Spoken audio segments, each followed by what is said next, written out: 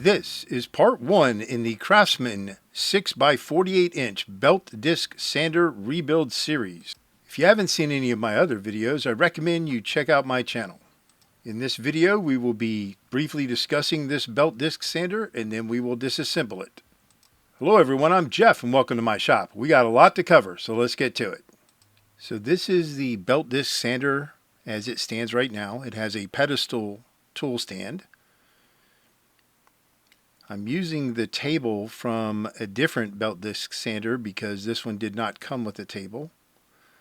So that's from a 103.0803. So in addition to the pedestal tool stand, it also has an accessory belt guard. And the motor is a Craftsman 113.12200, which is a 1 horsepower motor. So we are going to completely rebuild this thing and then I'm going to give it to my sister. So starting with the disassembly, we're going to remove the table first. And it just has this single screw on one side that locks that bar into the base. And we're going to have to do some work on that table.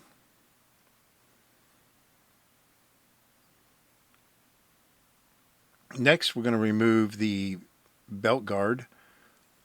And this has square nuts along with a washer on the outside, and then the screw is on the inside. There's 2 of these.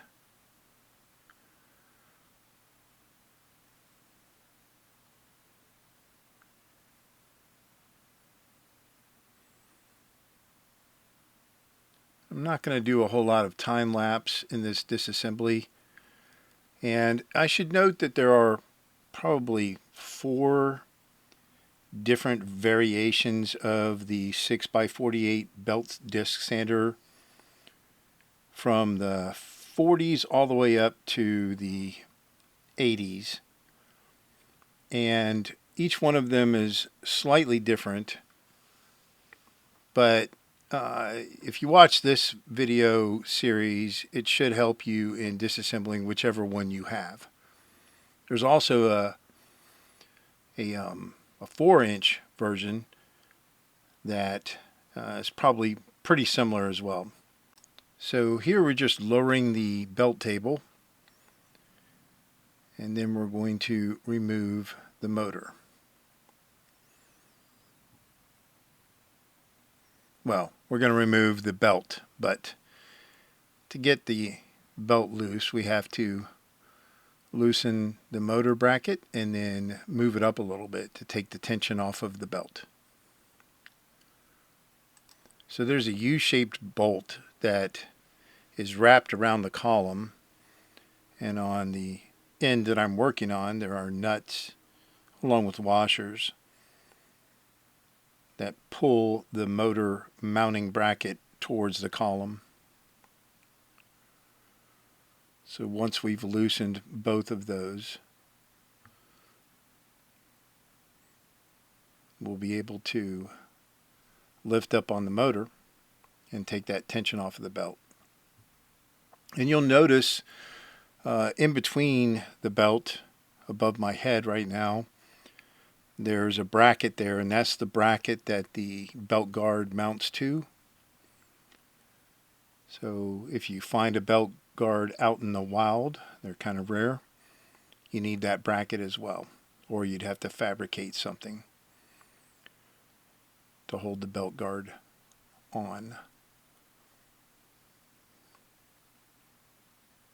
So I've been wanting to do a video about the belt disc sander for quite some time, and I've seen several of them for sale in my area, but none of them had the pedestal tool stand. Those are pretty rare as well down here in Georgia. So once I finally found one, I knew that was going to be the next project. Next, we're going to remove that bracket that holds the belt guard on. There's a screw that screws into the bottom of the top mount on the pedestal, and there's a hole in the side, and a bar from that bracket just goes in there, and that screw locks it in place.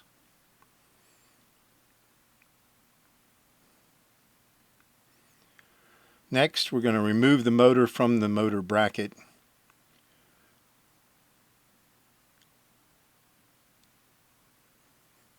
And it's got two screws that are on the frame of the motor on this side, and then on the right side you can see there's one screw and a little support that comes off the bottom of the column bracket. Now, after we get this first screw off, we're going to move to the other side and loosen the other screw, but we're not going to take it out completely yet.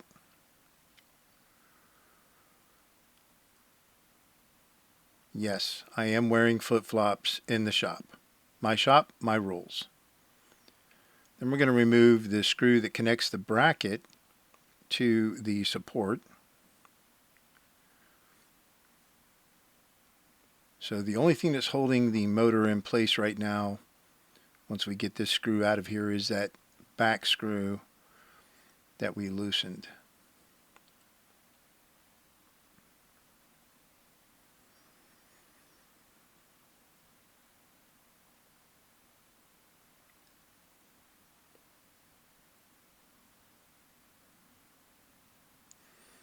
So now we can remove that screw and hold on to the motor at the same time, and then pull the motor away. And you'll notice hanging below the motor there's an electrical box with a switch. The previous owner, fixed up a inline on-off switch. We're going to be removing that and replacing that with a Craftsman Powr-Panl, most likely. Probably the same kind of Powr-Panl we utilized on the 6-inch joiner rebuild series.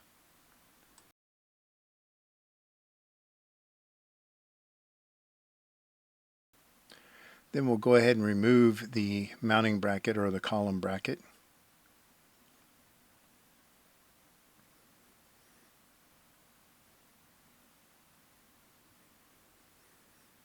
So obviously, just like all of your other Craftsman tools of this era, they did not come with motors and they did not come with stands. So all of that stuff was purchased separately.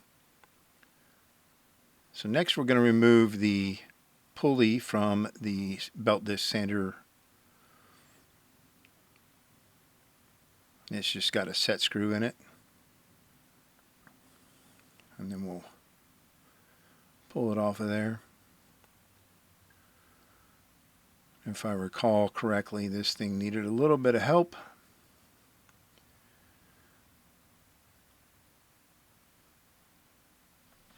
And I am holding on to the drive pulley with my left hand. That's the big cylinder thing there, as I'm trying to rotate and spin this pulley off of the shaft. We'll use a little WD-40 to help it along. And I've already pulled it off of the key that is on the shaft, so where we're at, it can spin freely.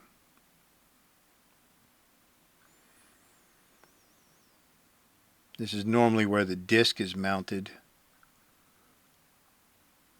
but there is no disc that came with this belt disc sander. I've since purchased one from my good buddy Frank Lee that he had laying around.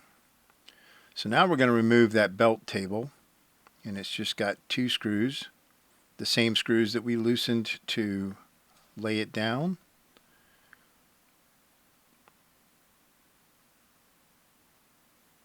And these belt disc sanders are really simple devices. I mean, there's not a whole lot to them.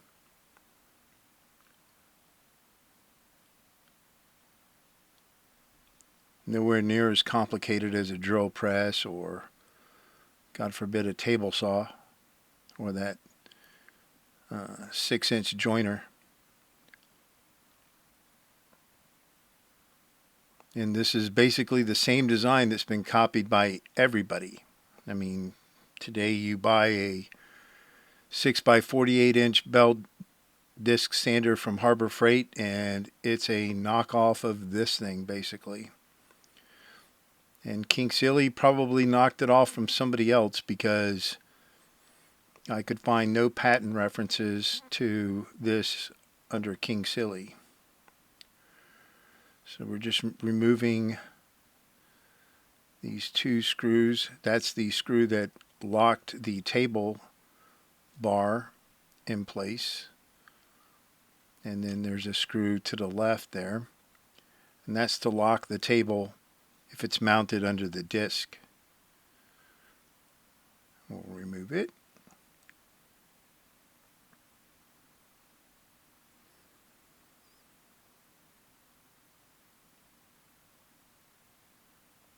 Of course, the ones you get today are all sheet metal and plastic. They're not cast iron like these vintage ones. So now we're going to remove the table support bracket, and it has two screws in it.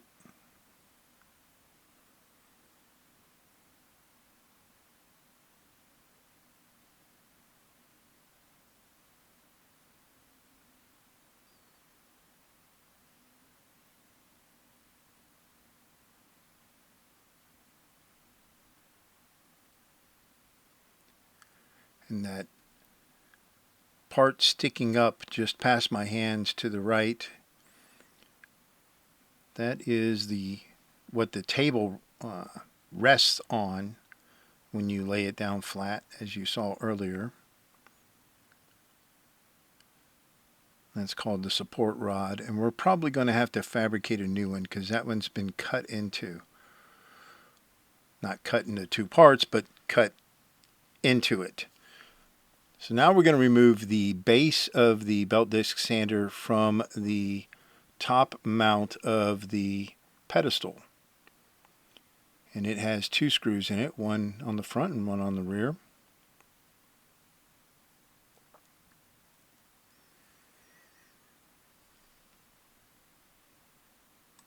In this particular model of belt disc sander, the 103.22540, was available from 1962 to 1971, which is all the catalog pictures that you see at the very beginning of the video. And I think this is a 1968 model. The motor is got a date on it of 1968, which is what's leading me to believe that.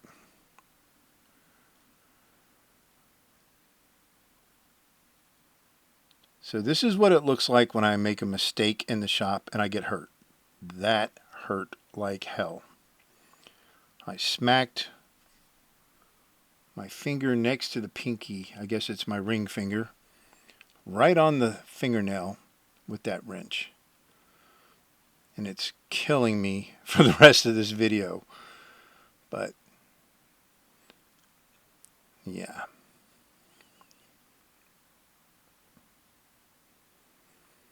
So once we get those two screws out, the second one, then the base for the belt disc sander will just lift straight off of the mount from the pedestal.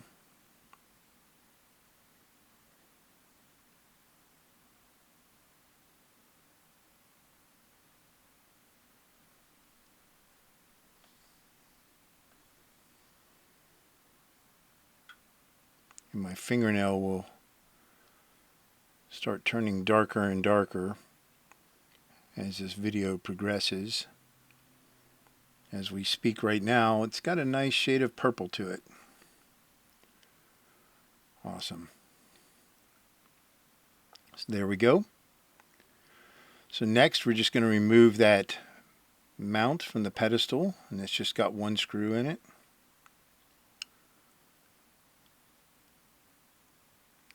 And then we'll remove the column from the base of the pedestal.